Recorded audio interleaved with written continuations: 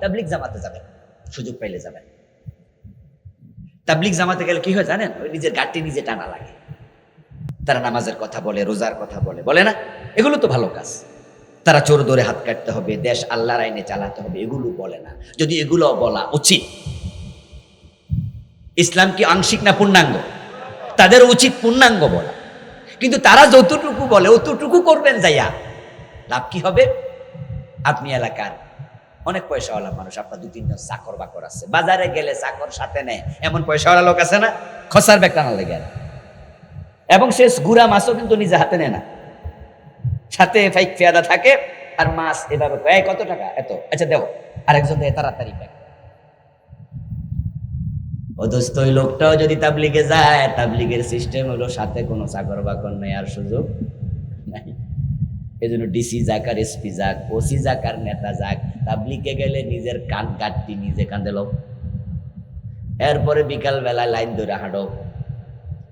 আর যখন রুটিনে আসবে তখন তুমি অন্যের রান্না করো। আবার রুটিন ভাগ করে দিলে বাজার করতে যাওয়া লাগবে, এতে করে নিজের অহংবোধ কিছুটা কমার সুযোগ আছে। তাবলিগে যাবেন না, যাইয়েন না, তাহলে কমপক্ষে মসজিদ ঝাড়ু দিয়েন।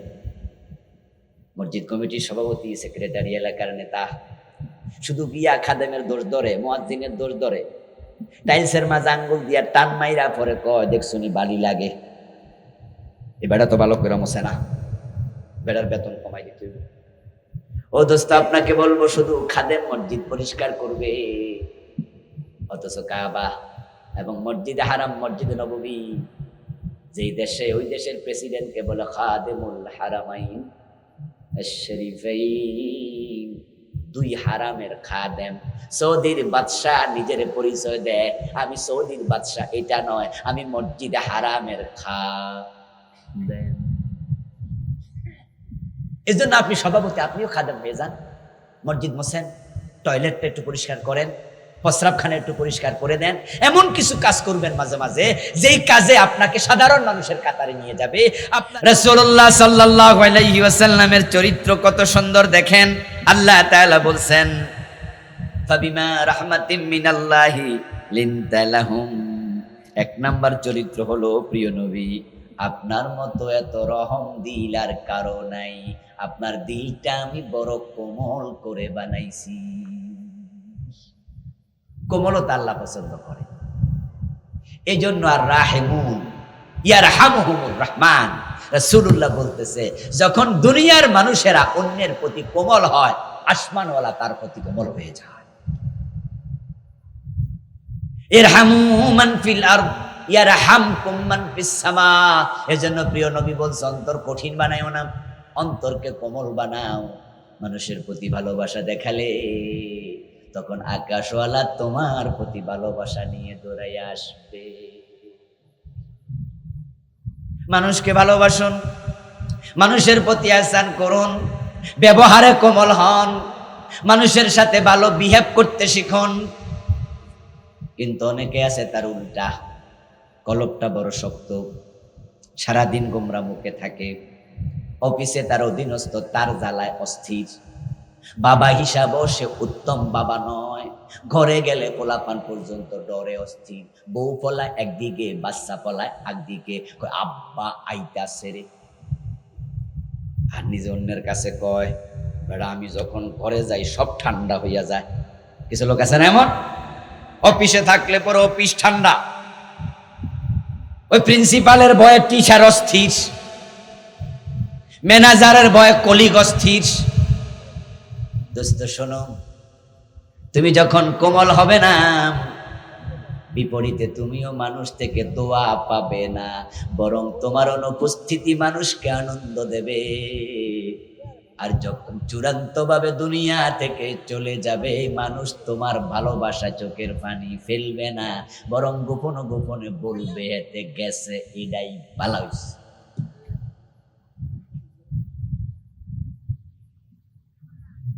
আপনার বিহেভ হবে নরম। প্রিয় নবীকে আল্লাহ বলছেন, ফাবিমা রাহমাতিম মিনাল্লাহ লিনতা লাহুম।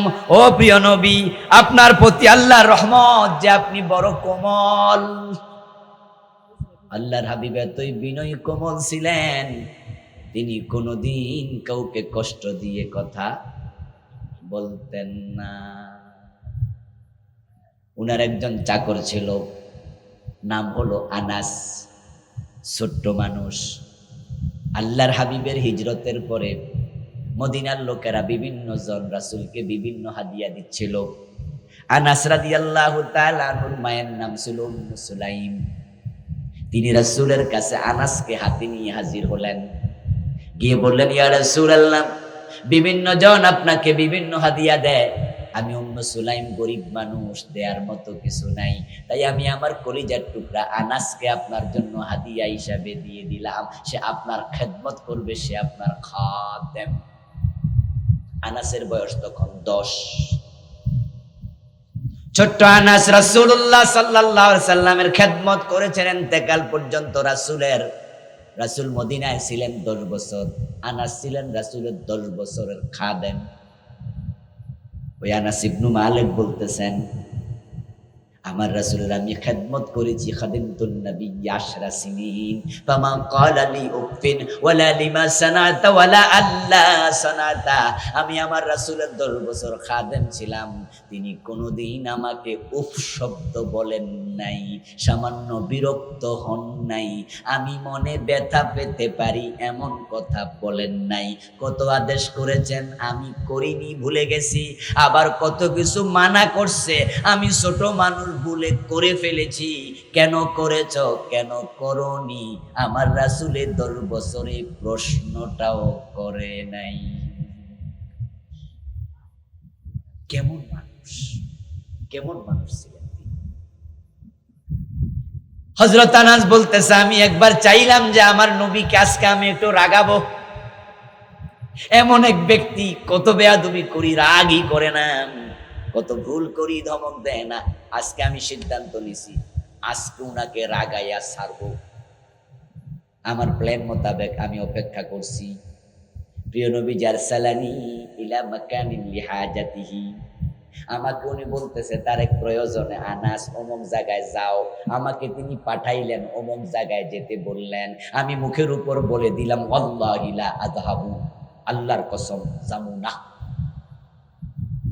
আর মনে মনে ভাবতেছি, এই বুঝি রাইগা যাবে, কারণ চাকর হিসাবে আমি যাবো না এ কথা কি বলতে পারি? আমি না তার খাদেম। আল্লাহর হাবিব সাল্লাল্লাহু আলাইহি ওয়াসাল্লাম রাগ দূরের কথা, আমি কেন যাব না এই প্রশ্নটাও করলেন না। চিন্তা করছেন কি মডেল আমরা সামনে পাইছি। আর আমরা তো বউ ফিরাইয়া হাসপাতাল পাঠাই। বাজারে ঝগড়া করছি আরেক বেড়ার লগে, বাইতে বউ ফিরানো শুরু করছে। এমন কিছু স্বামী আছে না, আগে এক সময় বেশি ছিল আর কি। এগুলা কি স্বামী না আসামি? এই যে নিজেরা চুপ করে আছে, কইব না তো, কারণ এই চরিত্র অনেকের গ্রামে গঞ্জে এখনো আছে, বউ ফিটানো। আমার দোস্ত, আপনি বউয়ের গায়ে হাত দেন, ছেলের গায়ে হাত দেন, নিজের সন্তানের সাথে রাব বিহেভ করেন। আমার নবী সাল্লাল্লাহু আলাইহি ওয়াসাল্লামের চরিত্রটা দেখেন। আনাস বলে, উনি আমারে রাগ করা দূরের কথা, জিজ্ঞাসা করলো না কেন যাইবা না। ওয়াফি নাফসি আন আযহাবা লিআন্না নাবিয়্যা আমারানি। আনাস বলতেছেন, তবে আমার মনে মনে আছে আমার রাসূল যেখানে যাইতে বলছে সেখানে না যে পারি নাকি। মনে হলো জামু, রাসূলের কথা শুনবো না, এটা কি হয়? কিন্তু উনারা খেপাইতে চাইলাম, মুখের উপর বললাম যাবো না। তো প্রিয় নবী যখন কিছুই বললেন না, এবার আমি আস্তে করে সেখানে রওনা দিলাম। সামনে গিয়ে পাইলাম এক বাজার। দেখি বাজারের মাঝে কিছু পোলাপান খেলা করছে। তা আমিও তো পোলাপান মানুষ, তাই খেলা দেখার জন্য একটু দাঁড়াইলাম। মনে মনে ভাবতেছি, যাবো তো যাবোই, 2 মিনিট 5 মিনিট একটু দেখা যাই খেলাটা। আমি খেলা দেখার জন্য দাঁড়াইলাম, এর মাঝেই টের পাইলাম কে যেন আমার পিঠের মাঝে কোমল হাত দিয়া মুছে দিচ্ছে, মালিশ করতেছে, গাড়ের মাঝে এভাবে ধরছে। হাতটা বড় তুলতুলে নরম ঠান্ডা। আমার পিঠের মাঝে আদরের হাত কে বুলায়, আমি মুখ ফিরাইয়া দেখি আল্লাহ রাসূল দাঁড়ায়া মুস্কি হাসছে। আল্লাহর হাবিব এবার আমারে বলতেছে আতাযহাবু হাইসু আমারতুকা ইয়া উনাইস। আনাসের ইসমে তাসগীর হলো উনাইস, এটাকে ক্ষুদ্রাকৃতির শব্দ বলে, আদর করে বলে, ও ছোট্ট আনাস, এই টাইমে তো তুমি বাজারে থাকার কথা না, তাহলে বুঝি আমি যেখানে পাঠাইছিলাম তুমি মনে হয় সেখানে যাইতেছিলা, যাওয়ার পথে খেলা দেখতেছো বুঝি। আমি বললাম নাম ইয়া রাসূলুল্লাহ ইন্নী যাহিবুন, হুজুর ঠিক ধরছেন, আমি তো সেখানেই যাচ্ছি।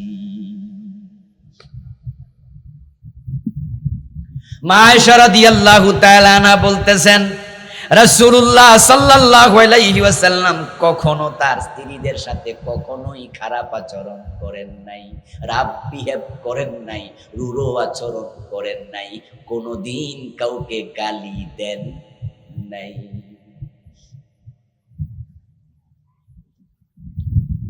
আল্লাহর হাবিব সাল্লাল্লাহু আলাইহি ওয়াসাল্লাম সম্পর্কে হযরত আলীকে হুসাইন রাদিয়াল্লাহু তাআলা আনহু একবার প্রশ্ন করতেছেন, বাবা আমি তো ছোট্ট কালে নানারে হারাইছি, নানাকে যখন পেয়েছি আমি হুসাইন ছিলাম ছোট, কিন্তু আমার নানার চরিত্রটা কেমন ছিল, আমলগুলো কেমন ছিল, আমার তো কিচ্ছু মনে নাই, ছোট কালেই তো হারাইয়া ফেলছি, আপনি একটু বলবেন নি আমার রাসূল কেমন ছিল?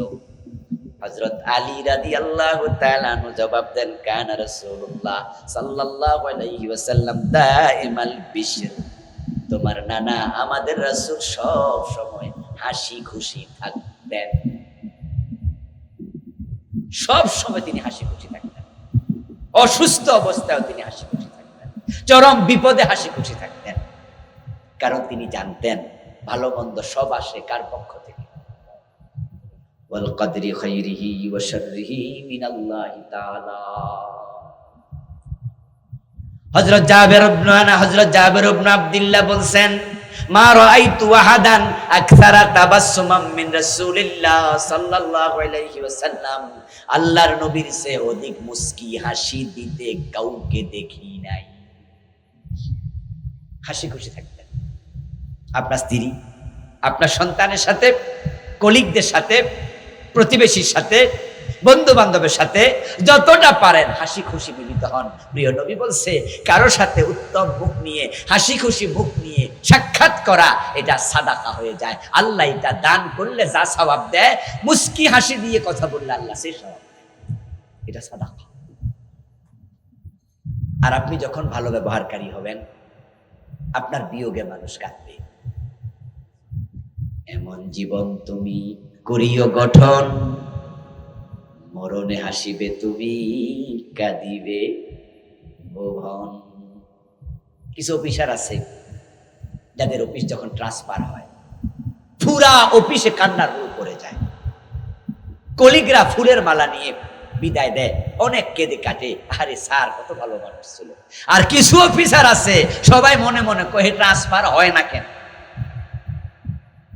আপনি ঘরে ফিরেননি, রাত বেজে গেছে 11:30 12টা, আপনার ওয়াইফ আপনাকে ফোন দেয়, আপনার বাচ্চা আপনাকে কল দিয়ে বলে আব্বু তুমি এখনো কি করো, আপনার ওয়াইফ বলতেছে এতক্ষণ বাজারে থাকে নাকি, সবাই যেন উৎপেতে আছে, অপেক্ষা করছে কখন আপনি বাড়ি ফিরবেন। আপনার সঙ্গ তাদেরকে তৃপ্তি দেয়, তৃপ্ত করে, তারা ভালো লাগে।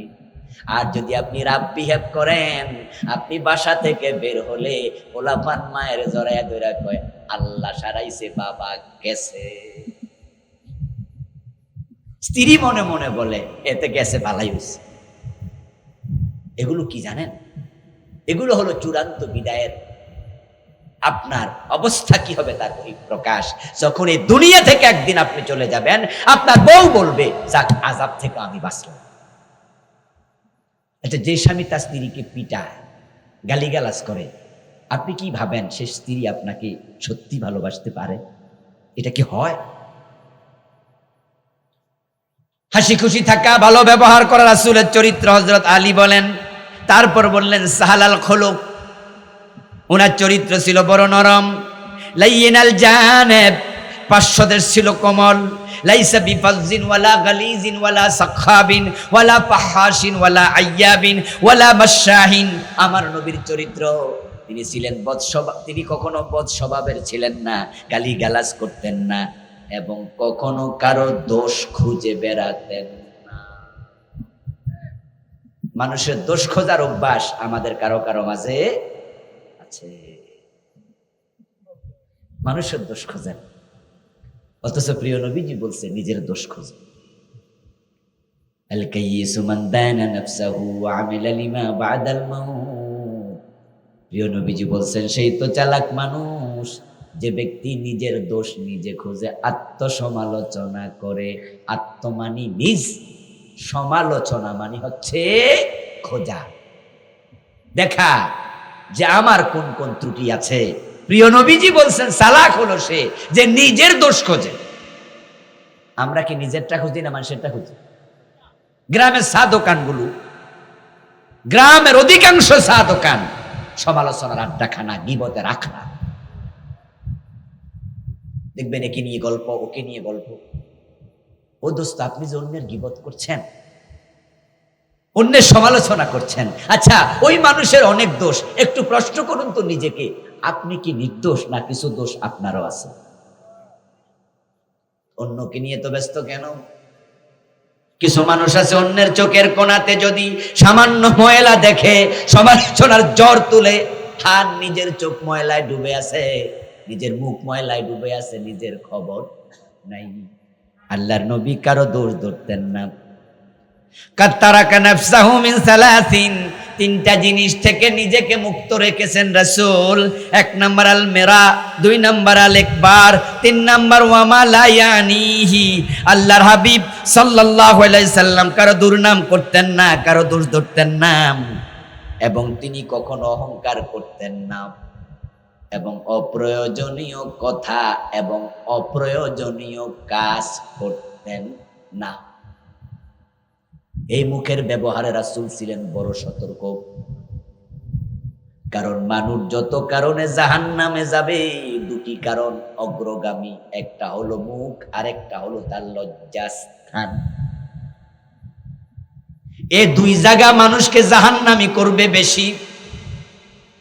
তাই আল্লাহর হাবিব বলেছেন, মাইয়াদমান লিমা বাইনা লিহিয়াইহি ওয়া মা বাইনা রিজলাইহি আদমান লাহুল জান্নাহ। মাইয়াদমান লিমা বাইনা লিহিয়াইহি, যে ব্যক্তি এই দুই ঠোঁটের মাঝখান আমি নবীর জিম্মায় দিল, 2 রানের মাঝখান আমি নবীর জিম্মায় দিল, আদমান লাহুল জান্নাহ, আমি নবী তার জান্নাতের জিম্মাদার হয়ে গেলাম। এই মুখ আমাদেরকে জাহান্নাম পর্যন্ত নিয়ে যাচ্ছে। আল গীবাতু আশাদ্দু মিনাজ জিনা।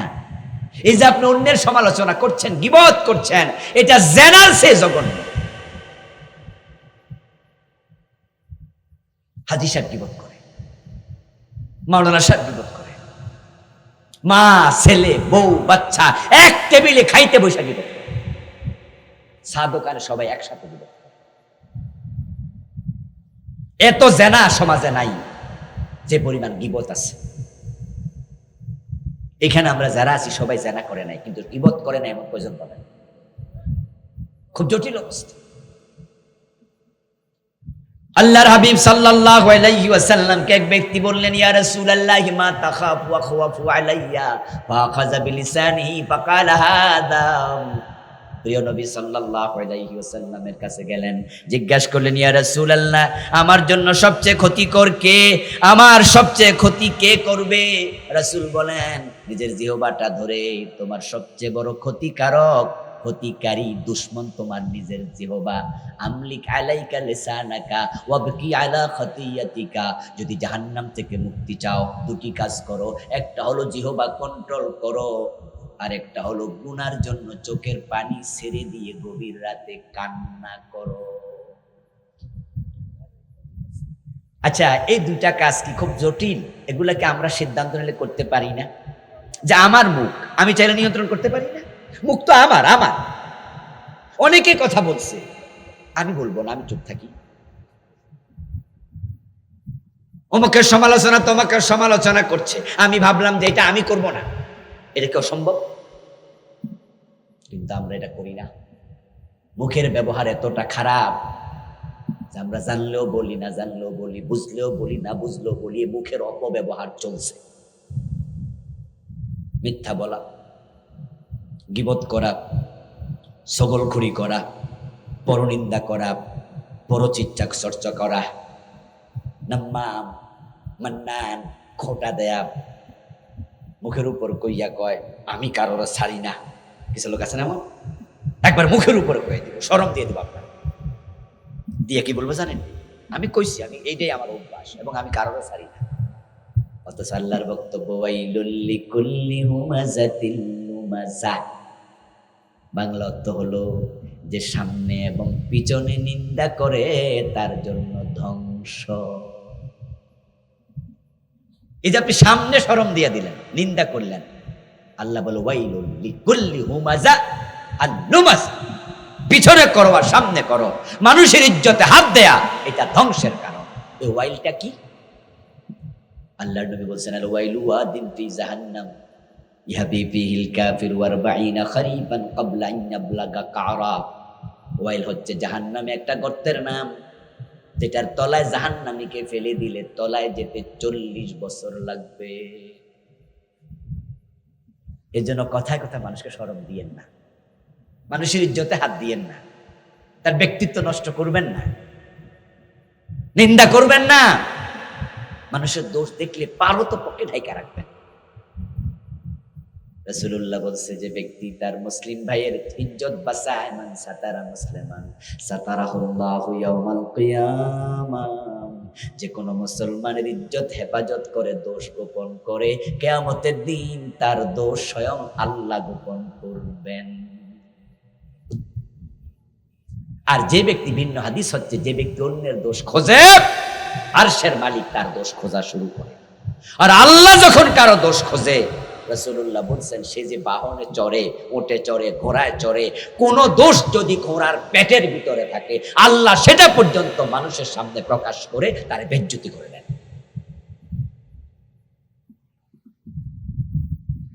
ও প্রিয় ভাইরা, রাসূলুল্লাহ সাল্লাল্লাহু আলাইহি ওয়াসাল্লামের আরেকটি চারিত্রিক বৈশিষ্ট্য হলো বিনয়। তিনি এত বিনয়ী ছিলেন, কখনো অহংকার করতেন না।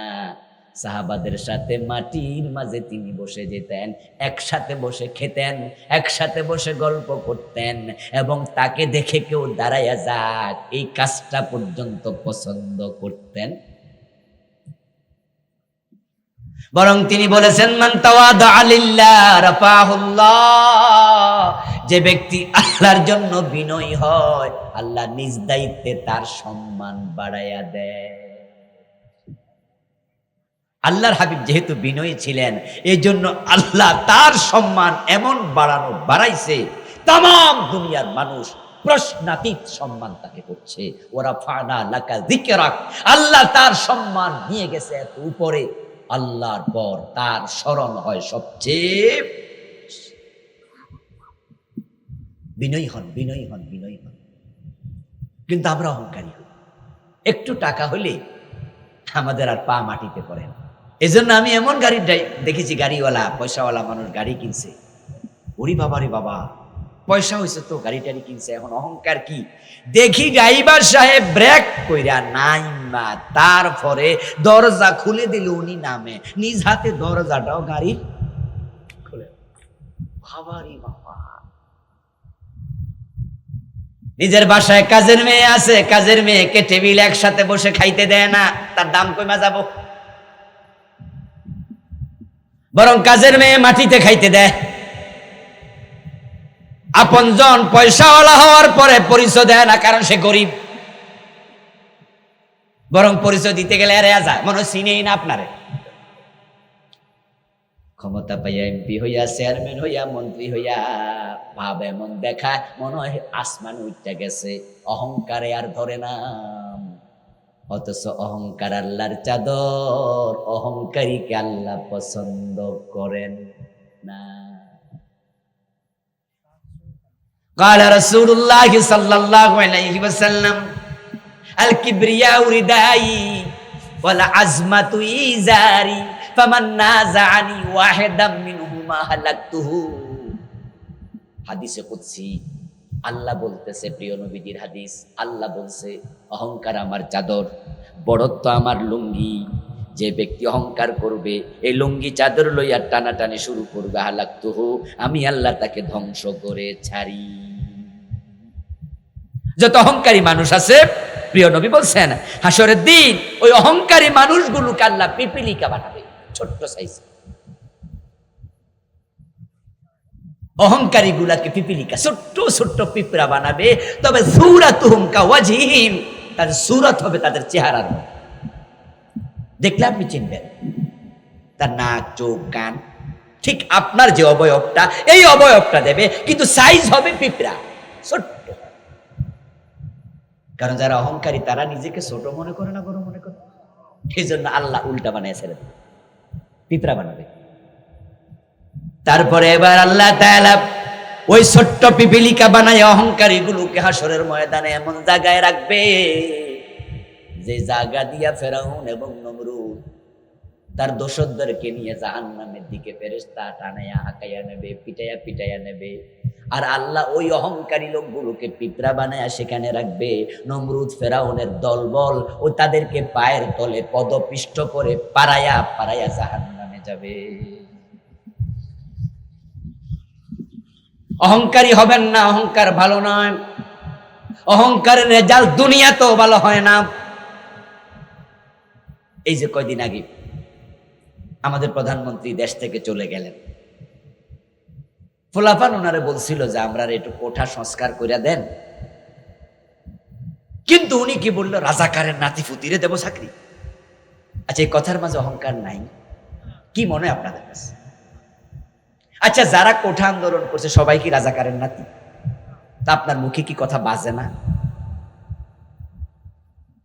এর মানে হলো উনার বুঝটা এমন, আমার হাতে এত ক্ষমতা বাংলাদেশের, আমার সরাই কেডা।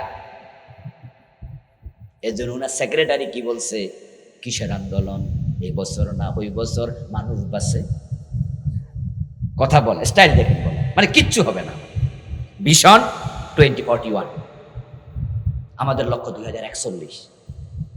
ওরি বাবা রে বাবা, মানুষের এক নিঃশ্বাসের ভরসা নাই, আর উনার টার্গেট 2000। কে আমাকে সরাবে? আন্দোলনরত পোলাপান গুলাকে রাজাকারের নাতিপুতি বলে উনি নেগলেক্ট করলেন। এবার বলুন তো, রেজাল্টটা কি ভালো হলো না মন্দ? এমন খারাপ হলো যেটা 800 বছরের ইতিহাসে আর নাই। ওই যে অহংকার আমার চাদর, বড়ত্ব আমার লুঙ্গি, এটি নিয়ে টানাটানি করো না, করলে আমি ধ্বংস করি। আল্লাহ তাআলা 805 বছর আগে এই দেশের ইতিহাসে একজন রাজা পাওয়া যায়, যার নাম ছিল লক্ষণ সেন। সে নাকি তার রাজ দরবারের পিছনের পথ দিয়ে পালিয়ে গিয়েছিল। তারপরে 800 বছরের ভিতরে কোন দেশের প্রধান পালায় নাই, উনি শুধু পালাইছে। এমন ভাবে লজ্জার সাথে পালাইছে যে পৃথিবীর কোন দেশ তাকে জায়গা দিতে রাজি হচ্ছে। ঠিক না, ঠিক না, ঠিক না? আচ্ছা, যে মাইয়া শ্বশুর বাড়ি থেকে ফলাইয়া বাপের বাড়ি চলে আসে, হে আইসা তার ভাবির কাছে সম্মান পায় তো? তার বাপের বাড়িতে যে ছোট ভাইয়ের বউ, বড় ভাইয়ের বউ আছে, এরপরে আত্মীয় স্বজনরা আছে, যে মাইয়া ফলাই জায়গা, এই মাইয়ারা সম্মান দেয়? বেড়াইতে আইলে সম্মান আছে, ফলাই আইলে তো উনি বাংলাদেশ থেকে বেড়াইতে গেছে না ফলাই গেছে? কিসের সম্মান? আমেরিকা বলে নো, তুমি আইসো না আমার এলাকায়। অথচ ওনার ছেলে আমেরিকার নাগরিক। ব্রিটিশ বলে নো, আমার দেশে জায়গা নেই। তার আপন বোন শেখ রেহানা ব্রিটিশের নাগরিক, এবং শেখ রেহানার মেয়ে টিউলিপ সিদ্দিকী, সে ব্রিটিশের মন্ত্রী, রানিং মন্ত্রী, ব্রিটিশ মন্ত্রী, তার আপন বোনের মেয়ে। সে ব্রিটিশ বলে নো, পৃথিবীর সব দেশ বলছে নো। অহংকার মানুষকে কোথায় নেয়? এগুলোর আমাদের জন্য শিক্ষা না? হ্যাঁ, আমরাও তো মাঝে মাঝে অহংকারী হয়ে যাই। একটু বেশি জানলে এলেমের অহংকার। সুন্দরী মেয়েরা রূপের অহংকার দেখায়। একটু সুন্দর টন্দর যদি হয়, তাহলে জামাইরে পর্যন্ত খোঁড়া দেয় যে ভাগ্য গুণা আমারে পাইছো। কয়নি কয়নি? এবং স্বামীরে পর্যন্ত কয়, মিয়া এলাকার কত ফোলান দল বাইনা আমার পিছে ঘুরছে, আমি আসি বিদে খাই আর কি তোমার ভাত না, কত আগে যাইতাম। সব সুন্দরীরা বলে না, কিছু কিছু সুন্দরী বলে রূপের অহংকার, টাকার অহংকার, বিদ্যার অহংকার, ক্ষমতার অহংকার, অথচ অহংকারের মালিক শুধু কে? আল্লাহ। হুয়াল মুতাকাব্বির। আল্লাহর একটা নামই হলো মুতাকাব্বির। ওই যে সূরা হাশরের শেষ আয়াত পড়েন না, শেষ 3 আয়াত, হুয়াল্লাহুল্লাযী লা ইলাহা ইল্লাহু, পড়তে পড়তে কিন্তু আল মুতাকাব্বির ওখানে আছে, আল্লাহর এটা নাম। আল্লাহ বলে আমি অহংকারী। আচ্ছা, আল্লাহর নাম অহংকারী কেন? কারণ অহংকার করার জন্য যত কিছু দরকার সবকিছু আছে একমাত্র কার? আচ্ছা, আমরা যে অহংকার করছি আমাদের কি আছে? যে মেয়ে রূপের অহংকার করছে, এই রূপ কি মেয়ে নিজে বানাইছেন? আল্লাহ দিছে। তো রূপ কার দান? তো হে আল্লাহটা দিয়ে হে অহংকার করে কেন?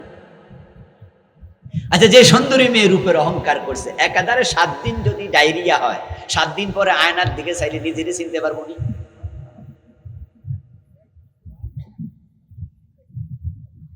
চেহারার মাঝে মাঝে মাঝে দেখবেন কিছু লোকের এরকম এরকম করে দাগ ওঠে, এগুলো হলো ফক্স। আপনাদের দেশে কি কয়? বসন্ত নাকি? বসন্ত দাগ হয় না? যে মেয়ে সৌন্দর্যের রূপের অহংকার করছে, ওই মেয়ের চেহারার মাঝে যদি 50টা গুটি বসন্ত হয়, 1 সপ্তাহ 15 দিন পরে রূপ আর নাই। কিসের অহংকার করছো? টাকার। মায়ের পেট থেকে আসার সময় কয় টাকা নিয়ে আইছিলা? এই পয়সাওয়ালা ভাই, কয় টাকা তোমার কাছে ছিল? আরে গায়ের জামাটাও তো ছিল না, ল্যাংটাই ছিল। যেই টাকা আজকে তোমার হাতে, এই টাকা আসলে দিছে কে? তো কাঠটা দিয়ে তুমি অহংকার করছো। 1000 কোটি টাকার মালিক ছিল, পরে কাঙ্গাল হয়ে গেছে, ফকির হয়ে রাস্তায় ঘুরছে, একবারে দেউলিয়া। এমন ঘটনা দুনিয়া আছে না নাই? পাঙ্গাল বানে আল্লাহ ছেড়ে দিবে, কাঙ্গাল বানে। আমিও তো এই বয়স কতজনকে দেখেছি, কোটি টাকা দাম আমার গাড়িতে চলেছে, 1.25 কোটি 1.5 কোটি, একাধিক গাড়ি ছিল। আমি নিজে দেখেছি, পরে জেল খাটছে, পলাই আস। আমার এলাকায় পলাই আস, মুখ দেখাতে পারে না। ক্ষমতা আছে তোমার, অহংকার করছ। ক্ষমতার মালিক কে? আল্লাহ যদি শেখ হাসিনার মতে প্রধানমন্ত্রীর ক্ষমতার থেকে নামাইয়া ফেরারি আসামি বানাইতে পারে, আমনে আর আমি কেডা?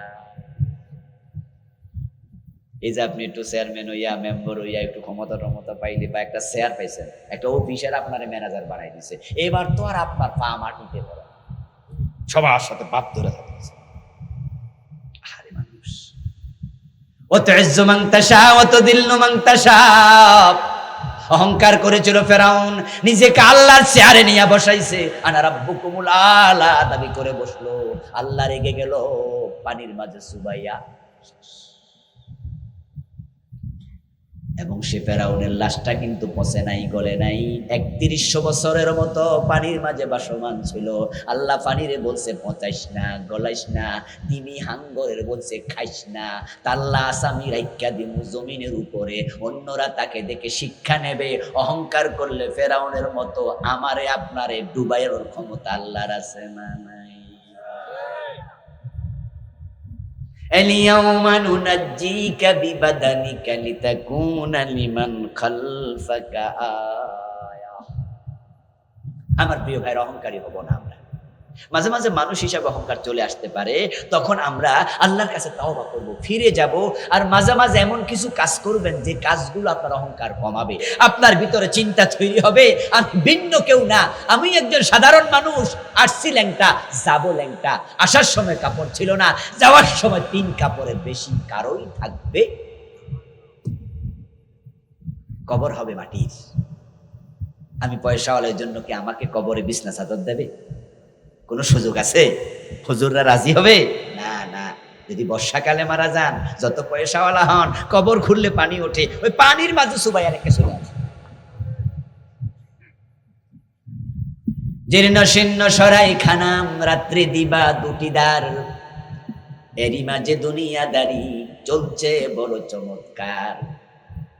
রাজার পরে আসছে রাজা, চলছে কত বাদ্যধুম, তুচ্ছ এসব কয়দিনই বা একটু পরে সব নিঝুম। এই বাড়ি, এই ঘর, এই টাইলস করা রুম, এই মার্বেল পাথরের সুন্দর ঘর, এই দামি বক্স খাট, এগুলো কয়দিনের, কিচ্ছু পরে একটু পরে সব শেষ, সব নিঝুম। এই জন্য আমরা বিনয়ী হব, আমরা অন্যের সাথে বিনয়ী আচরণ করব। পারলে আপনি মাঝে মাঝে আপনার বাসার কাজের মেয়েটার পানি আগাই দেবেন, কাজের ছেলেটাকে হেল্প করবেন। সে যখন কাজ করবে ওই কাজে আপনিও সংযুক্ত হবেন। প্রিয় নবীজি বিনয়ী ছিলেন, উনার মতো বিনয়ী কেউ ছিল না। মহিলা পালিয়ে যাচ্ছে, রাসূল যখন মক্কা বিজয় করলেন, তিনি ঢুকলেন বীরের বেশে, 10,000 সাহাবী নিয়া। মক্কার লোকেরা পালাচ্ছে, দেখলেন এক মহিলাও পালাচ্ছে। প্রিয় নবী ওই মহিলাকে দেখলেন, গাড়িটা একটু ওজন, কষ্ট হচ্ছে, গিয়ে বললেন, আপনার গাড়িটা কি আমি একটু নিয়ে হেল্প করবো? ওই বুড়ি মহিলা ভাবলেন যে ইয়াং ফলাপান করুক না, আচ্ছা ঠিক আছে বাবা নাও। আল্লাহর হাবিব গাড়ি কাঁধে নিয়ে অনেক দূর মহিলাকে নিলেন। ওই মহিলা এবার বলল, ঠিক আছে বাবা, এনাফ হয়েছে, এখানে রাখো। আল্লাহর হাবিব গাড়ি রাখার পরে এবার মহিলা বলতেছে, কিছু পয়সা দেব? কত দেব? পারিশ্রমিক নিবা নাকি কিছু, কত দেব? আল্লাহর হাবিব বললেন, লাগবে না, আমি আপনার জাস্ট উপকার করেছি, আর কিচ্ছু চাই না। মহিলা অবাক হয়ে বলল, এমন মানুষ তো মক্কায় কোনোদিন দেখি নাই, যেখানে মানুষ সামান্য উপকার করলে পারিশ্রমিক চায়, চান্স পাইলে চুরি ডাকাতি কইরা আসলটাই নিয়ে যায়। সেখানে তুমি বাবা এত উপকার করলা, তোমার পরিচয় কি? বলে, আমি মুহাম্মদ ইবনে আব্দুল্লাহ, ওই যে আব্দুল্লাহর বেটা মুহাম্মদ নাম শুনেছেন? বলে, তার ভয়ে তো পালাচ্ছিলাম।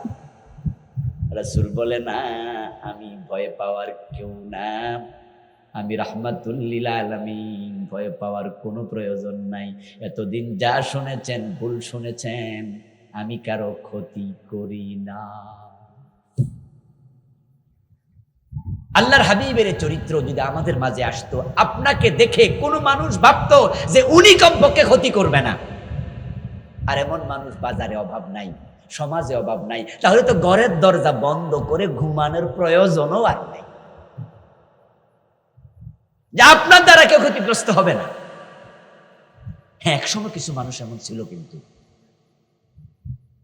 আমাদের কুমিল্লা অঞ্চলে আমরা যখন ছোট ছিলাম দেখতাম যে গরু ঘরের দরজা ছিল না। আমাদের এক আত্মীয়দের এলাকায় কোনো গরু ঘরের দরজা নাই, গরু সবাই রাস্তার মাঝে বাঁধা রাখতো, ঘরের এখানে ওখানে বাঁধা রাখতো। অথচ আমাদের এলাকায় গরু চুরছে। জিজ্ঞাসা করতাম, বলে যে না, আমাদের এলাকায় তো চোরই নাই, চুরি হয় না। ব্রাহ্মণবাড়িয়া নবীনগর নামক এক জায়গায় 2 বছর চাকরি করছিলাম, একটা ফাজিল মাদ্রাসার লেকচারার ছিলাম। এক বুড়া মানুষ বাজারে গেছে, যাইয়া উনার টাকা রাখতো একটা কাপড়ের ব্যাগে রাইখা বুকের সাথে মাজার মাঝে বান্ধা রাখতো। এরকম কাপড়ের ব্যাগে টাকা রাখে, আপনাদের এলাকায় ছিল না? এইটার কি কইতো? তহবিল। ওই বুড়া ওই কাপড়ের ব্যাগে টাকা রাখে, এখানে বাঁধা রাখে, খরচ করার সময় উনি এটা হাতে রাখছে। এক দোকানে কিনতে যাইয়া খরচা, তখন হাতেরটা উনি ওই দোকানে একটা মালের উপর রাখছে, রেখে ওই দোকানে খরচ করছে, ভুলে ওটা ওখানে রেখে চলে আসছে। কিছুক্ষণ পরে মনে হয়েছে আর আবার ওই দোকানে গেছে, গিয়ে বলতেছে, ভাই আমার ওই কাপড়ের টাকার ব্যাগটা এখানে রাখছিলাম, ওইটা কই? গিয়ে দেখে নাই। দোকানদার বলতেছে, আপনার টাকার ব্যাগ এখানে রাখছেন, আমি তো খেয়াল করি নাই। বলে, বাবা তুমি খেয়াল না করলে নাই, কিন্তু আমি তো রাখছি, ওইটা কই? তো দোকানদার বলতেছে, এটা কই? আমি তো জানি না। কেন জানবা না, গেল কই? দোকানদার বলতেছে, কেউ নিছে। বুড়া এবার জিজ্ঞা, আমারটা আরেকজনে নিব কেন? মানে উনার হাতের ব্যাগ আরেকজন নিয়ে যেতে পারে, এটা বুড়া বুঝেই না, আর বুঝাইতেও পারতেছে না। বুড়া বারবার আমারটা আরেকজন নিব কেন? আরে বিনয়, আরে সরলতা, আরে মানুষের পরিচ্ছন্নতা। এবার আপনারা বলুন তো, এই লোকের সামনে লাখ টাকা পড়ে থাকলে অন্যটা সে ধরতো? অন্যের টাকা ধরা যায়, নেওয়া যায়, এটাই সে বোঝে না। আর আমরা রাসূলের উম্মত পরিচয় দিয়া ডাকাতি, চুরি, রাহাজানি, চিন্তায় মানুষ ঠকানো, বর্বরতা, যা ইচ্ছা তাই করছি। দেশের টাকা লুপাট করে কানাডায় আমরা বেগমপাড়া বানাচ্ছি। আমাদের চরিত্র কোথায় গিয়ে ঠেকছে? আমাদের নেত্রী বলতে বাধ্য হয়েছে যে আমার ফিয়ন 400 কোটি টাকার মালিক, বলছে না? পিয়ন যদি 400 কোটি টাকার মালিক হয়, তাহলে বাড়িওয়ালা কত হাজার কোটি টাকার মালিক? এক এস আলম গ্রুপ বাংলাদেশটাকে কাজ করে দিচ্ছে, ব্যাংকগুলাকে একবার অসল বানিয়েছে। কয়দিন আগে আমি 5 লাখ টাকার একটা চেক দিলাম ব্যাংকে, অফিসার আমার চেকটা আমাকে ফিরাই দিচ্ছে, বলছে এত টাকা একসাথে দেওয়া যাবে না, আপনি হুজুর কালকে আইসেন। আমি একটা সরকারি ব্যাংকে চেক দিলাম, আমি আশ্চর্য হয়ে বললাম, ফার্ম গেট মতো এলাকা, ঢাকা শহর রাজধানীতে এটা ব্যাংক 5 লাখ দিতে পারে না? দেশটাকে ফতুর করে দিয়েছে। আর ওই বুড়া জিজ্ঞাসা করতেছে আমার ব্যাগ অন্য নিবে কেন? আমার প্রিয় ভাইয়েরা, আল্লাহর হাবিব সাল্লাল্লাহু আলাইহি সাল্লামের আমানতদারিতা, মহানুভবতা, প্রিয় নবীর সত্যবাদিতা, আল্লাহর হাবিবের ভালোবাসা, প্রতিটা কর্ম আমাদের জন্য আদর্শ। যদি আমরা প্রিয় নবীর এই আদর্শগুলো জীবনে লালন করতে পারি, আমরাও সোনার মানুষ হয়ে যাব। আল্লাহর হাবিবের আদর্শ গ্রহণ করে আবু বকর, ওমর, ওসমান, আলী, তালহা, জুবায়ের, সাদ বিন আবি ওয়াক্কাস, ১৬ লক্ষ সাহাবী। তাই তো যুগটা এমন পরিবর্তন হলো, যেটাকে আমরা কিছুক্ষণ আগে বলছি হানাহানি, মারামারি, বর্বরের যুগ। আমার রাসূল মাত্র 23 বছরের ব্যবধানে ঘোষণা করে দিলেন খায়রুল কুরুনি কারনি, আমার যুগ পৃথিবীর সর্বশ্রেষ্ঠ যুগ। ওই মানুষগুলো যারা মেয়ে হত্যা করত জীবিত, ওই মানুষগুলো যারা ডাকাতি করত, চুরি করত, মানুষকে হত্যা করে পান ছিবাইত আনন্দে, ওই মানুষগুলোর অবস্থা এমন পরিবর্তন হলো, ইয়ারমুকের যুদ্ধে পানি পান করে নাই আমার ভাই পিপাসুকে, তাকে দাও, এরকম করে 7 জন শহীদ হয়ে গেছে। ওয়ায়ুসিরুনা আলা আনফুসিহিম ওয়ালাউ কানা বিহিম খাসাসা, ওই মানুষগুলো নিজের উপর অন্যকে এতটা প্রাধান্য দিতে শিখেছে, এখন ওই মানুষগুলো নিজে না খাইয়া অন্যকে খাওয়াইয়া দেয়। প্রিয় নবী সাল্লাল্লাহু আলাইহি ওয়াসাল্লাম একদল সাহাবী তৈরি করেছেন, যারা আল্লাহর হাবিবকে পদে পদে কদমে কদম অনুসরণ করেছে। আর এই অনুসরণের কারণে সাহাবীদের মাঝে একজনও জাহান্নামী নাই, সবাই জান্নাতি। প্রিয় নবী আমাদের আদর্শ মডেল, আমাদের চরিত্রটা রাসূলের মতোই হওয়া উচিত। এই জন্য আল্লাহর হাবিব সাল্লাল্লাহু আলাইহি ওয়াসাল্লামকে আমাদের সম্মুখে আল্লাহ উপস্থাপন করলেন। উনাকে মানব জাতির সদস্য থেকে আল্লাহ মনোনীত করলেন। ক্ষুধা লাগলে উনিও কষ্ট পেতেন, আঘাত করলে উনারও চোখে পানি আসতো, গা থেকে রক্ত বের হতো। উনিও বিয়ে করেছেন, উনারও সন্তান ছিল, উনারও জন্মদাত্রী মা ছিল, জন্মদাতা বাবা ছিল, তিনি সমাজের একজন মানুষ। উনার চাকর বাকর ছিল, উনার সন্তান স্ত্রী ছিল, উনার আত্মীয় স্বজন ছিল। তাই উনার আচার আচরণ ব্যবহার, উনার চরিত্র যেমন, আমাদের ব্যবহার আচার আচরণ চরিত্র তার মতো করার চেষ্টা করতে হবে। এটা আল্লাহর অর্ডার। কুল ইন কুনতুম তুহিব্বুনাল্লাহা ফাত্তাবিউনি। আল্লাহ তাআলা বলেন, ও প্রিয় নবীজি আপনি বলে দিন উম্মতেরা শোনো, তোমরা যদি আল্লাহকে ভালোবাসতে চাও, আল্লাহর ভালোবাসা পেতে চাও, ফাত্তাবিউনি, আমি নবীকে অনুসরণ করো। ইউহিব্বুকুমুল্লাহ, যে আমি নবীকে অনুসরণ করে জীবন সাজাবে, আল্লাহ নিজে তাকে ভালোবাসবেন। ওয়া ইয়াগফির লাকুম যুনুবাকুম, আর আল্লাহ যাকে ভালোবাসেন তার আমলনামায় গুনাহ থাকে না, সব গুনাহ মাফ করে দেন। আল্লাহু গফুরুর রহিম। সুবহানাল্লাহ। প্রিয় নবীজি আমাদের মডেল, আদর্শ। আল্লাহ তাআলা বলছেন, লাকাদ কানা লাকুম ফি রাসূলিল্লাহি উসওয়াতুন হাসানাহ। প্রিয় নবীজির জীবনে তোমাদের জন্য আমি উত্তম মডেল আদর্শ রেখেছি। আমার প্রিয় ভাইরা, আমরা যখন জামা কাপড় সিলাই, তখন আমরা আমাদের পুরান জামা টেইলারের কাছে মাঝে মাঝে নেই। বিশেষ করে মহিলাদের কাপড়, আমাদের ঘরের লোকদের কাপড়, তাদের ব্লাউজ, সায়া, পেটিকোট, এগুলো যখন আমরা সিলাইতে নেই, আমরা যারা পর্দা করি, আমরা কিন্তু বউরে টেইলারের কাছে আমরা পারত পক্ষে পাঠাই না। আমরা আমাদের মায়ের, আমাদের বোনের, আমাদের স্ত্রীর ব্লাউজটা লই, মহিলা টেইলারের কাছে যাই, তারপরে তার কাছে দেই, দিয়ে বলি, বোন আপনি ঠিক এই ব্লাউজের মাপে আমার একটা নতুন ব্লাউজ সিলাইয়া দেন। এই পুরান ব্লাউজটাকে মেপে মেপে পিতা দিয়া ধরে নতুন আরেকটা ব্লাউজ বানায়। আগেরটার নাম হলো ওসোয়া, নামুজাজ, মডেল। আগেরটাই হলো পরেরটার জন্য আদর্শ। আগেরটা যেই মাপে পরেরটাও হবে সেই মাপে। রাসূলুল্লাহ সাল্লাল্লাহু আলাইহি ওয়াসাল্লামকে আল্লাহ তাআলা এমন একটি যুগে পাঠালেন, যে যুগের মানুষগুলোর মনুষ্যত্বই ছিল না। ওরা ছিল হায়নার চেয়ে আরো জঘন্য। নিজের মেয়েটাকে নিজে জীবিত কবর দিত। বুঝে নেন এটা কেমন বাবা, জীবিত মাটিতে চাপা দিত। এবং যেই বাবা নিজের মেয়েটাকে জীবিত কবর দিল, এলাকাবাসী এসে তাকে ধমকাইতো না, বকাবকি করতো না, বলতো না তুই একটা জালেম, তুই এটা কেমনে করলি। বরং তারা এসে ধন্যবাদ দিত যে কামের কাম করছো।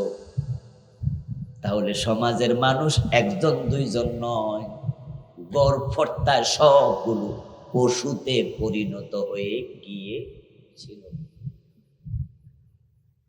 এবং সেই যুগের মানুষ মানুষের কল্লা কাটতে সামান্য হিসাব করতো না, দ্বিধা করতো না, কথায় কথায় তলোয়ার চালাতো।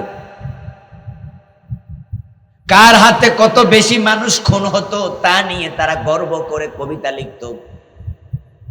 মরে যাওয়ার পরে তার রেখে যাওয়া তলোয়ারটা, ওই কবিতাটা গাছের সাথে ঝুলাইয়া দিত।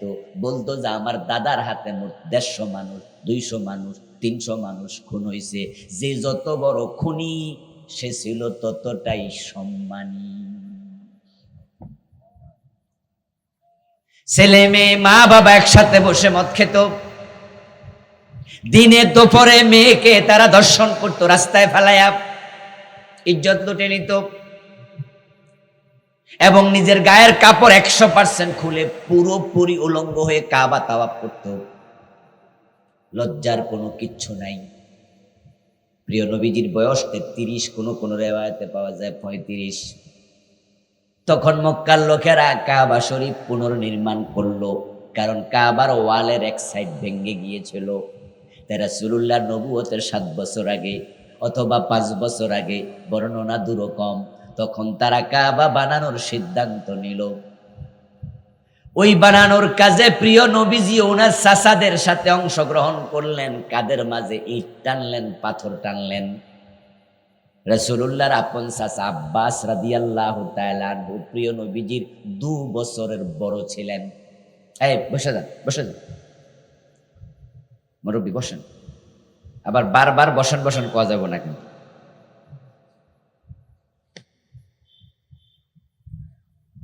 আল্লাহর হাবিবের বয়স 2 বছরের সিনিয়র হযরত আব্বাস রাদিয়াল্লাহু তাআলা আনহু, উনিও কান্দের মাঝে ইট লইয়া পাথর লইয়া কাবা বিনির্মাণে সহযোগিতা করছিলেন। হযরত আব্বাস রাসূলের দিকে তাকায় বলতেছে, ভাতিজা তুমি খালি কাঁধের মাঝে পাথর বহন করছো, তোমার কাঁধ লাল হয়ে গেছে, দাগ পড়ে গেছে, তুমি আমার মতো লুঙ্গিটা খুললা কাঁধে লো। কি খুললা? তাহলে কাঁধের মাঝে লুঙ্গি রাইখা লুঙ্গির উপরে পাথর রাখো, ব্যথা কম পাইবা।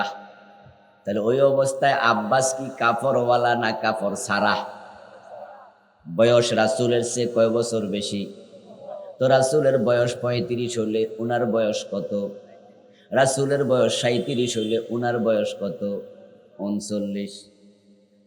এই বুইড়া বেডা ল্যাংটা আবার রাসূলরে কইতাছে তুমিও এই কামটাই করো। সহিহ বুখারীতে এসেছে রাসূলুল্লাহ সাল্লাল্লাহু আলাইহি ওয়াসাল্লাম তখন লুঙ্গি খুলতে চাইছেন, কোন কোন বর্ণনায় পাওয়া যায় খুলে ফেলেছেন, এর মাঝে তিনি বেহুশ হয়ে পড়ে গেলেন। ওনার লুঙ্গি উনি কাঁধ পর্যন্ত আনতে পারেন নাই। তারপরে হুঁশ আসার পরে বলেন ইজারি ইজারি, আমার লুঙ্গি কই, লুঙ্গি কই। আরব দেশের মানুষগুলোর লজ্জা হায়া মায়া কোন পর্যায়ে গেছিল, এগুলো মানুষই না। তখন আল্লাহ দুনিয়ার সেরা মানুষ নবী মুহাম্মদকে পাঠাইয়া বলে ফাত্তাবিউনি, তোমরা এবার মানুষ হও, মানুষ হতে চাইলে আমি নবীকে অনুসরণ করো। রাসূলুল্লাহ সাল্লাল্লাহু আলাইহি ওয়াসাল্লাম আল্লাহ তাআলা এমন চারিত্রিক বৈশিষ্ট্য দিলেন যে ওনার মতো চারিত্রিক বৈশিষ্ট্য পৃথিবীর কোনো মানুষের ছিল না। শুরু থেকে শেষ পর্যন্ত আদম থেকে দুনিয়ার সর্বশেষ ব্যক্তি যখন আসবে, যার জন্মের পরে আর মানুষের জন্ম হবে না, কিয়ামত হয়ে যাবে, সব মানুষের মাঝে আমার নবী মুহাম্মদকে যদি চারিত্রিক বিশ্লেষণ করা হয়, সকল গুণেই ওনার সিরিয়াল নাম্বার হবে এক। আল্লাহ তাআলা প্রিয় নবীর প্রশংসায় বলছেন ইন্নাকা লা আলা খুলুকিন আযীম, ও নবীজি আপনাকে আমি সর্বোচ্চ চরিত্রের উপর অধিষ্ঠিত করেছি। আচার বলেন, ব্যবহার বলেন, বুদ্ধি বলেন, প্রজ্ঞা বলেন, মেধা বলেন, প্রত্যুৎপন্ন মতিত্ব বলেন, কোমলতা বলেন, বিজ্ঞতা বলেন, যত দিক আছে বিভাগ আছে, মানুষের যত বৈশিষ্ট্য উত্তম বৈশিষ্ট্য আছে, সবগুলোর মাঝে নবী মুহাম্মদ ছিলেন 100তে 100 পরিপূর্ণ।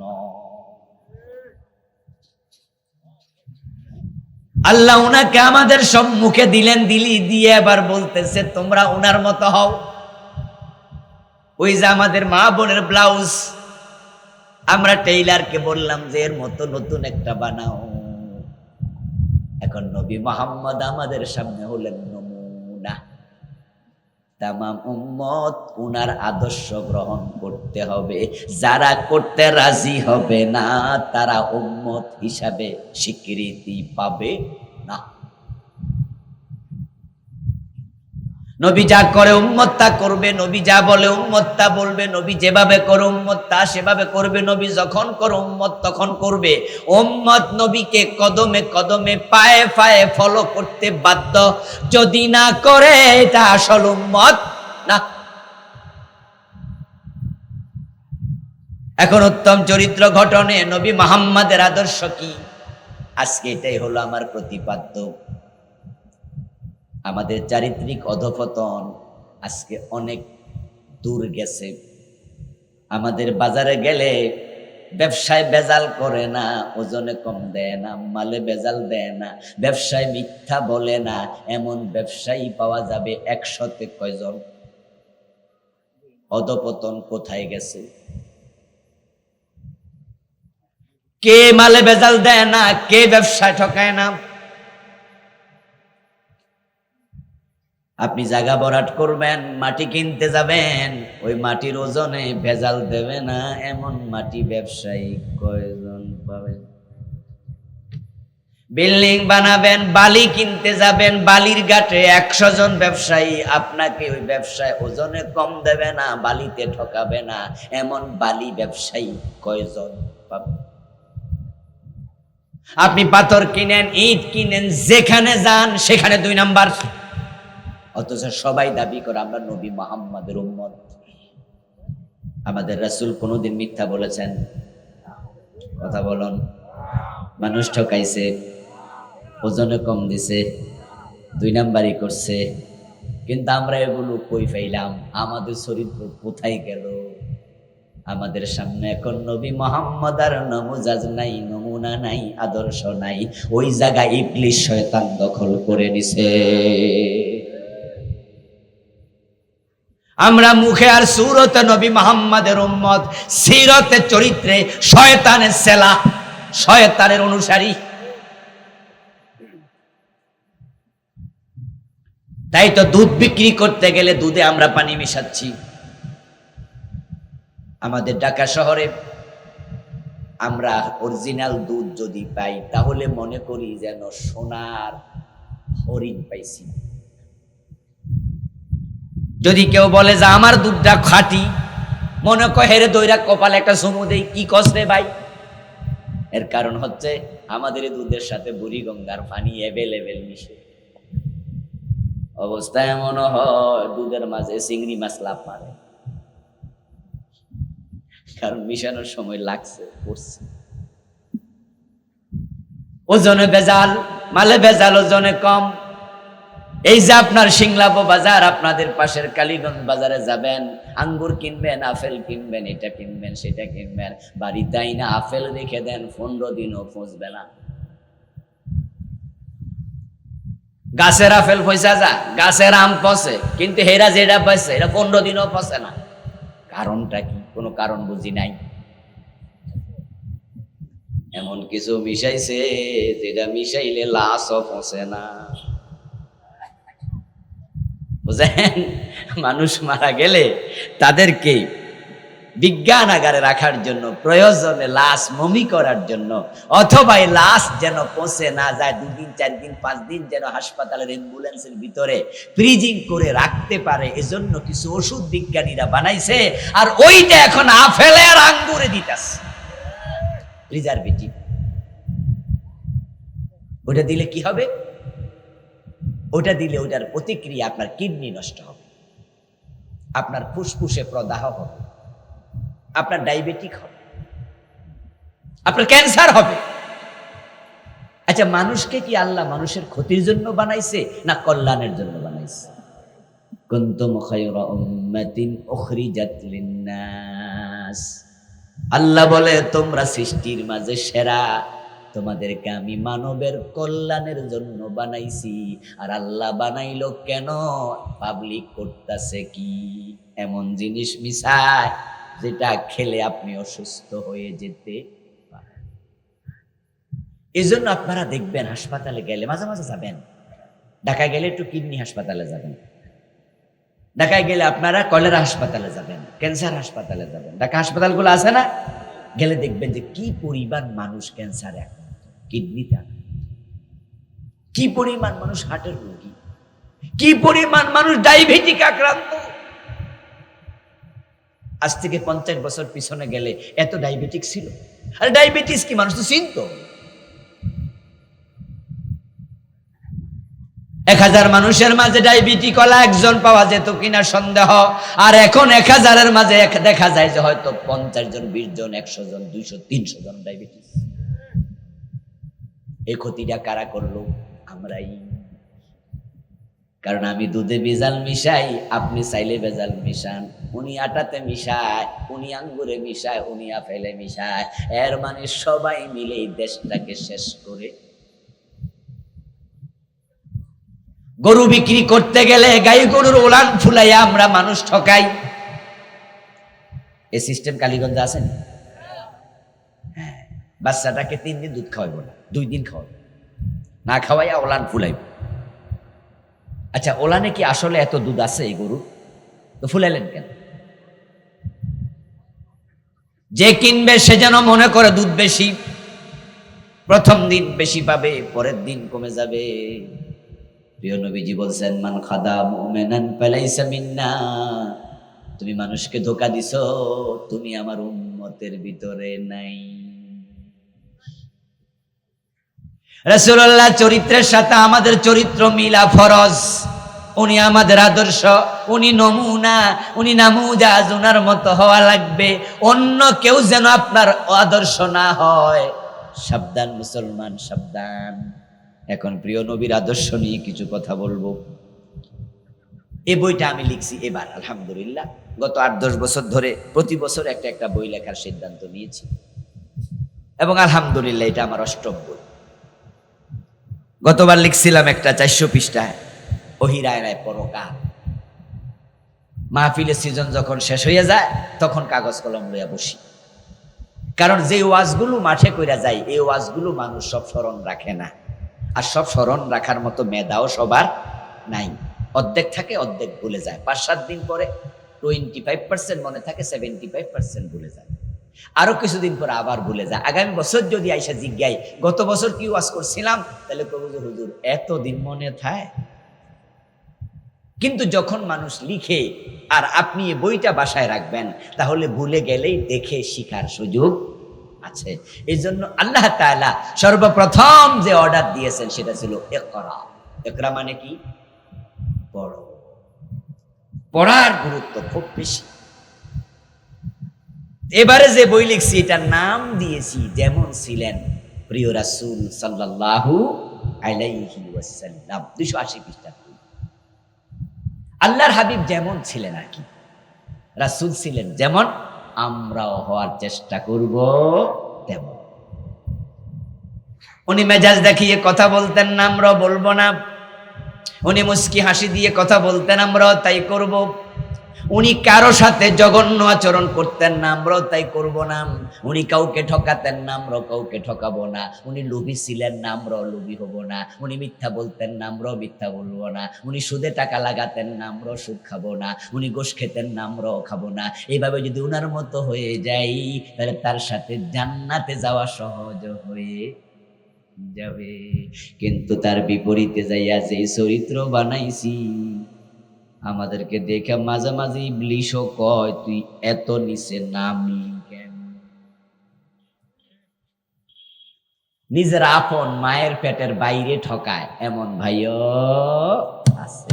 ইবলিশে কয় কি রে তুই করলি না কি আপন বাইরে?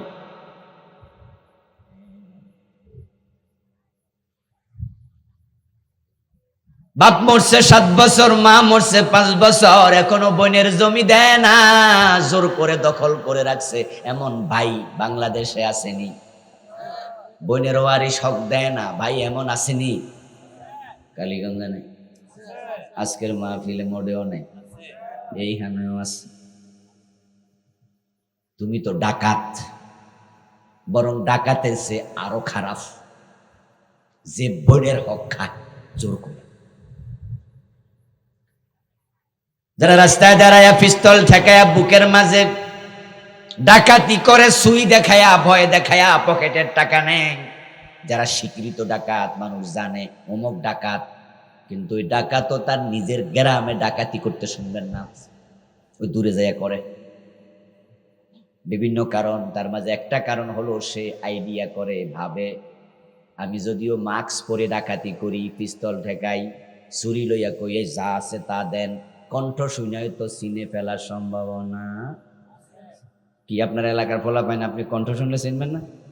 আরে যতই মাস্ক পরো শুধু চোখ দেখলেও চিনা লাগে। কি রে আব্বাস নিবে? আরে ওরা তো করিম আলী না, অমকের ফুল, হেতি নিয়ে আমার বুকে পিস্তল ঠেকায় টাকাটি নিল। বিভিন্ন কারণে ডাকাত নিজের গ্রামে ডাকাতি করে না, দূরে করে। আর আপনি করলেন বোনেরটা, আপনার সে বড় ডাকাত কি? আবার টুপি মাথা তো দিছেন, আবার গতকাল 5 ওয়াক্ত নামাজ পড়ছেন, এশার নামাজ সহ ফজরের নামাজ পড়বেন বইয়া রইছেন, মনে মনে ভাবছেন নামাজ জান্নাতের চাবি, এই চাবি ঠেকায় কে? অথচ প্রিয় নবীর বক্তব্য, মান কাতা মিরাসাহু ওয়ারিসিহি কাতা আল্লাহু মিরাসাহু মিনাল জান্নাহ। প্রিয় নবীজি বলছেন, যে ব্যক্তি তার ওয়ারিসের সম্পদ কেটে নিল, ওয়ারাসাত কেটে নিল, আল্লাহ তার জান্নাত কেটে নিয়ে নেয়। প্রিয় নবীর চরিত্র দুনিয়ার সেরা চরিত্র, এজন্য উনার চরিত্রের সাথে আমরা আমাদের চরিত্র মিলাতে চেষ্টা করব। আজকে আমি রাসূলুল্লাহ চরিত্র থেকে আপনারা যতক্ষণ শুনতে চান স্বতঃস্ফূর্ত ভাবে আধা ঘন্টা 1 ঘন্টা আমি কিছু আলোচনা করতে চাই। আপনারা শুনতে রাজি আছেন তো? ইনশাআল্লাহ শুনবেন আর নিজের মিলাবেন। যদি দেখেন যে এটা আপনার ভিতরে নাই, আপনি সিদ্ধান্ত নিলে সেটা অর্জন করা অসম্ভব নয়। মানুষ পারে না এমন কাজ খুব কম আছে। এই জন্য আল্লাহ তাআলা কোরআনে বলছেন আল্লাইসা লিল ইনসান ইল্লা মা সাআ। আল্লাহ নিজেও স্বীকৃতি দেয়, আল্লাহ বলছে মানুষ যা চায় সে তাই অর্জন করতে পারে, সুবহানাল্লাহ।